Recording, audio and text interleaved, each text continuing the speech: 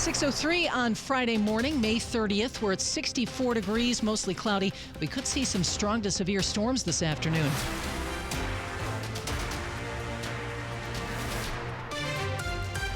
Look for highs around 80. Good morning, I'm Michelle Basch. I'm John Aaron. The top story we're following this hour, more than 500 so-called sanctuary cities and counties across the country, including several in our area, have been put on notice by the Department of Homeland Security, notifying them that the Trump administration views them as obstructing immigration enforcement.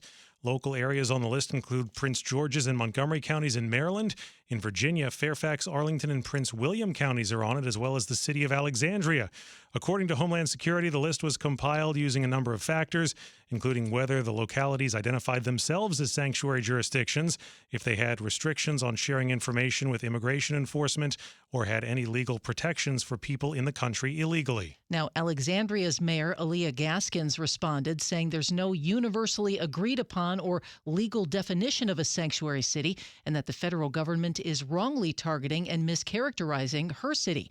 Montgomery County Executive Mark Elrich says his county is not in violation of federal law and that it has always cooperated with ICE in cases involving violent crimes, serious felonies, and threats to public safety.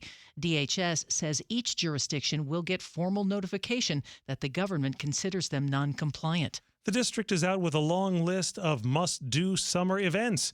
WTOP's Gigi Barnett tells us it comes with a surge in security. This weekend, Latin pop star Shakira headlines at the ongoing World Pride Festival. D.C. Police Chief Pamela Smith says in addition to the parties, rallies, and parades, expect to see more officers well into the summer. You will see an increased police presence in our high crime areas across the city, in our neighborhoods and business corridors, starting this weekend until the end of August. And the department is calling on outside help. We also bring in our federal, state, and local partners to assist us. We use every resource that we have.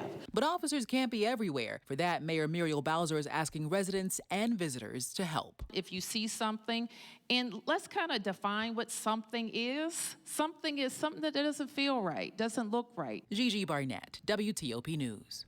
We're now hearing from the police chief after a student was stabbed in the parking lot of Bowie High School this week. Details from WTOP's Neil Augenstein. 21-year-old Jorge Lozano is charged with attempted first and second-degree murder, as well as assault and having a weapon on school property.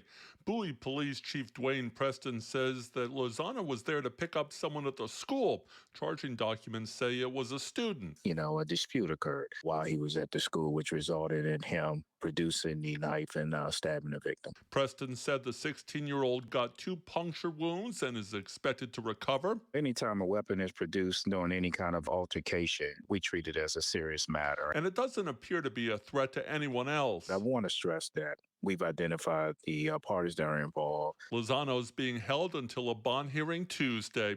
Neil Augenstein, WTOP News. Prince William County is trying to curb a surge in severe crashes.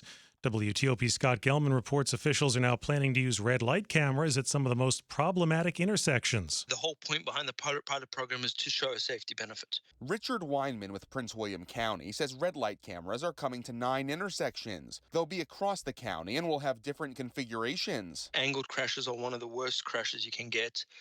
Those tend to happen at intersections and in particular at signaled intersections. Video will capture drivers going through a red light and they'll get a ticket in the mail. It's just literally a $50 fine.